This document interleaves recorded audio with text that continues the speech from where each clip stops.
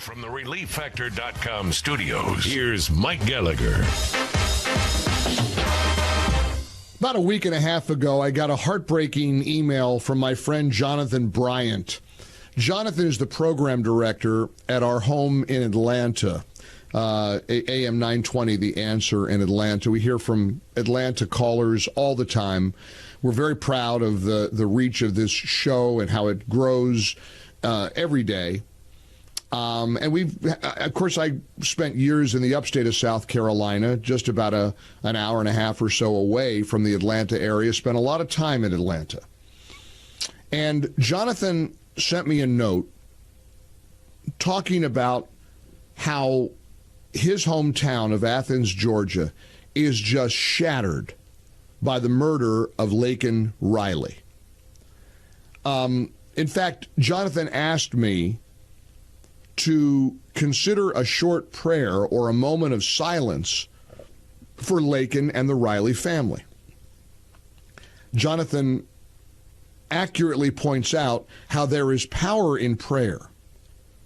And he said, I believe it would be a powerful moment to ask our listeners to pray together for God's healing and comfort for the family of Laken Riley. A very noble and honorable request.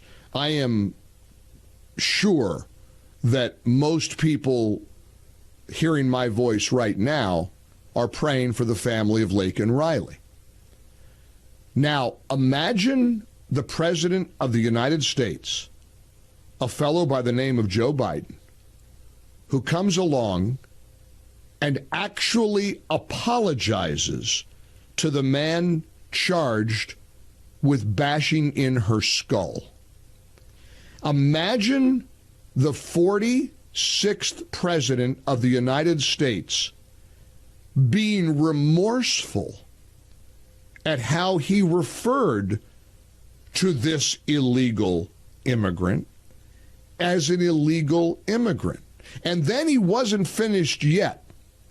After essentially expressing sympathy and remorse for the man the police and prosecutors say brutally slaughtered this beautiful young woman, then he doubled down and claimed that illegal immigrants built this country. I noticed the look of surprise. When I first heard about this clip, I could not believe my eyes or my ears. I thought, it is as bad as Biden is, he's not going to apologize to the man charged with Laken Riley's murder. As bad as he is, he's not going to make a claim that illegal immigrants built our country. But when he sat down Saturday with Jonathan Capehart of MSNBC, that is exactly what he did. I noticed the look of surprise on your face when you walked into the chamber and you saw Congresswoman Marjorie Taylor Greene. It was priceless. You feigned shock at seeing her. But during your response to her heckling of you, you used the word illegal when talking about the man who allegedly killed Laken Riley. An undocumented person. And I shouldn't have used illegal. It's undocumented. And look, when I spoke about the difference between Trump and me, one of the things I talked about on the border was that the way he talks about vermin, the way he talks about these people polluting the blood. I talked about what I'm not going to do, what I won't do. I'm not going to treat any of these people with disrespect. Look, they built the country. The reason our economy is growing. We have to control the border and more orderly flow, but I don't share his view at all. So you regret using that word? Yes.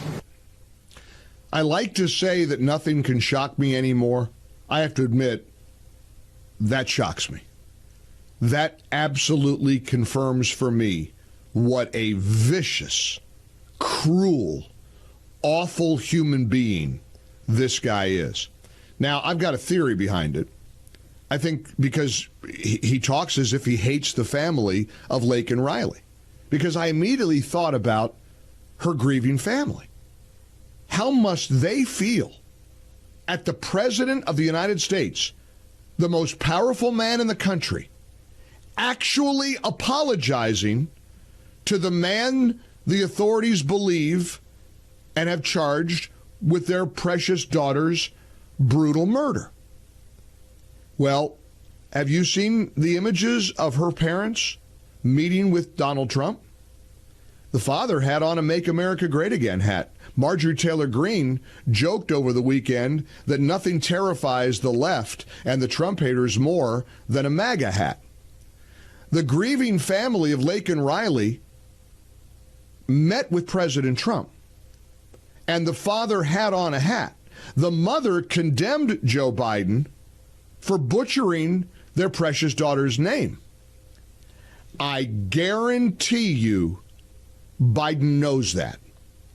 I promise you that Biden hates Laken Riley's family and is intentionally inflicting as much cruelty upon them as he can. That's the only way to describe it. You're going to apologize to the killer for calling him an illegal? You're going to claim that men like this monster built our country? And you're going to say that's the difference between me and Trump? Well, you better believe that's the difference between you and Trump. It's why you very well are going to lose on November the 5th. I mean, honest to gosh, I cannot believe that this story is not in the hearts and minds of every single American. It better be. It ought to be. And I want to get your reaction to it. 800-655-MIKE. It's Monday, March the 11th. A lot of breaking news, a lot of things to talk about, but I am physically and actually sick to my stomach that this president, our president, apologized to the man charged with the brutal, senseless, violent, horrific murder of this precious young nursing student in Georgia. It takes my breath away.